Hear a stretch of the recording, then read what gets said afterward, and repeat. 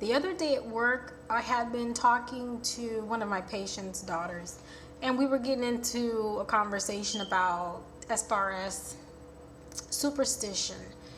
And she was giving me some accounts of different things that she's heard as far as with her culture. The whole Santa Maria thing, and she was saying different things, and I guess she was just kind of asking me like, have you heard this in your culture or anything like that? And I'm like, well, the things may not be exactly similar, but there are, are some things that are similar in what you're telling me. But technically, if you think about it, the whole superstition, supernatural thing, they're all basically really the same. It's just kind of a different name and they do different things. And honestly, I think it just really has to do with you believing in it. I mean, if you truly do believe that this will happen, and I believe that it has to do with the whole mind over matter, it really will happen. And what I've noticed is that a lot of times, they'll tell you, oh, I have a headache, or oh, I have this, I have that, whatever it is. And they'll just tell you, well, go get such and such plant, and they'll give you something else and say, well, do this and do this and do that, and you'll feel better in the morning. And you'll actually go ahead and you'll do it. And if you truly do believe that this will make you feel better, in the morning you wake up and you'll feel better. But if you're like, oh, well, I'll just try it, but whatever, there's a chance that you may feel better in the morning. There's a chance that you may not feel better in the morning. So I really believe that it has to do with mind over matter. And that has to do with just about anything. Not even really with superstition. I mean, with myself. Me truly believing, okay, well, maybe I'm just strange also. But if I'm feeling sick, and it doesn't help when you have like a health background, I'll stop and I'll run through a whole bunch of things in my mind. Well, it could be this, it could be this, it could be that. And then, I'll start saying, okay, well, what if it's this? And next thing you know, I start showing up with these, symptoms that would say that it is that. And that's just me with my mind going bonkers and telling me, oh my goodness, you probably have this. And next thing you know, I start noticing, oh, this happened, I'm popping up with this and that. It's just driving myself bananas. And it's actually really nothing at all. So your mind can really, truly play tricks on you, and that's just really you playing tricks on yourself. But it really just brought up a lot of things that I do remember. And whenever I tell someone about it, they're kind of like, oh, that really doesn't happen, and that didn't really happen, and stuff like that. And I'm like, well, yeah, I can understand where you're coming from, because a lot of those things, I can stop and try and say, oh, I can explain it in science. But at the same time, it's very, very different when you actually see it in front of your face. As far as when it comes to, oh, you're Haitian, so therefore you must have some ties into voodoo. I do not. Do I believe that voodoo really is something? Yes, I do. Do I believe that it will affect me? No, I do not, because I don't personally believe and practice it, so I don't see what it's going to do to me or for me. But for some people who truly, truly believe in it and practice it, they obviously do see results. And I think with everything, I forgot the person who made up that law, but for every action there's an equal and opposite reaction.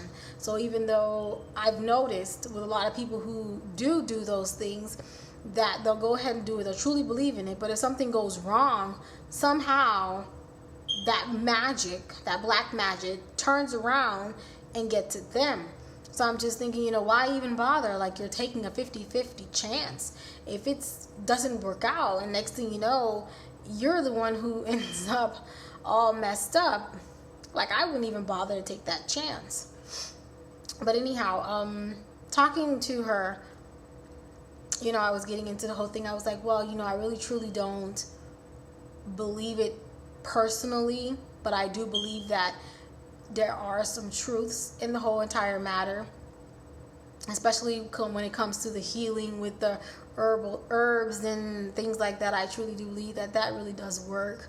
A lot of medications are from plant backgrounds, so I truly do believe that a lot of the plants that they put together really can bring about some kind of healing, some kind of some kind of healing to the body. As far as the black magic, I believe that it is true. I just don't think that it will do anything to me. And I got into the whole conversation where, I did have a little bit of a short time when I was in Haiti. And I was much younger, like 3rd grade. But it still stayed with me because these were just images that really just don't fade away. And there was just so many things being over there, the mentality and things of that nature that I was just like blown away by. I love my culture, don't get me wrong, but in every culture there's a couple of things that just make you say, what? But anyway, and I remember I was standing outside at my aunt's house, and there was some really good music playing. I was like, wow, that's the jam. Oh, and you kind of bop your head to it and you get into it like, yeah, that sounds good. And she was like, well, don't dance to that. I'm like, well, why not? It sounds good. She's like, oh, that's some voodoo made music, and you hear it and you get into it, and next thing you know, they can get you. And I was like, well, of course they can get you. Hello. The beat is so good, like you can't help but like dance around and do your little thing. So I quit dancing because she told me you couldn't dance to it. So I was like, whatever. Granted, I didn't believe that all of a sudden I was going to get snatched up into it, but whatever. And then nightfall came, and that music was there, but this time it was more like a parade in the street.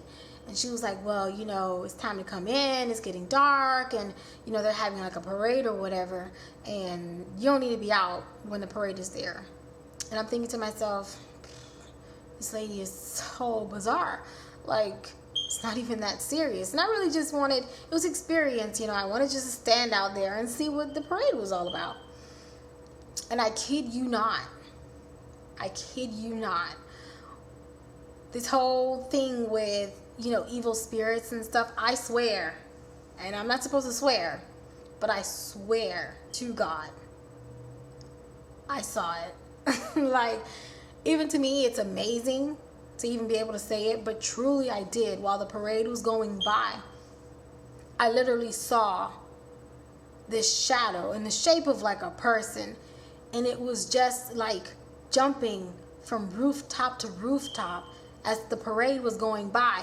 And this is not, me making some up stuff things in my head, the shadow from all the people must have threw a shadow off. No. This was one individual person shaped shadow that was jumping from rooftop to rooftop. Now, if that was a person that I didn't see and their shadow was, the one that casting, and that person was jumping from rooftop to rooftop, then wow. For me, no, I don't believe it. So I was kind of like spooked. So, at that time I was like, yeah, all right, it's time to go inside the house. So that was amazing to me. And the next thing that I saw, this one I can definitely be able to say, well, I'll explain it through science just to make myself more clear. But I remember it was daytime and I was standing outside by the gate or whatever. I was always outside. Nothing else to do inside. No TV, no nothing, So I was standing outside by the gate, and the thing is, where the house was, it was kind of like on like a hill, like San Francisco has like this hill thing, whatever. So I wasn't really at the bottom of the hill. It was kind of like in the middle of the hill. And from the top of the hill, like I can hear people like screaming. I'm like, whoa, what's going on? Why is everyone screaming and this and that? And it's like the screaming became closer and closer and closer until finally I actually saw what these people were screaming about. And I kid you not again, it was a man, and he was beheaded. And he was literally walking down the street holding his head in his hand. I kid you not.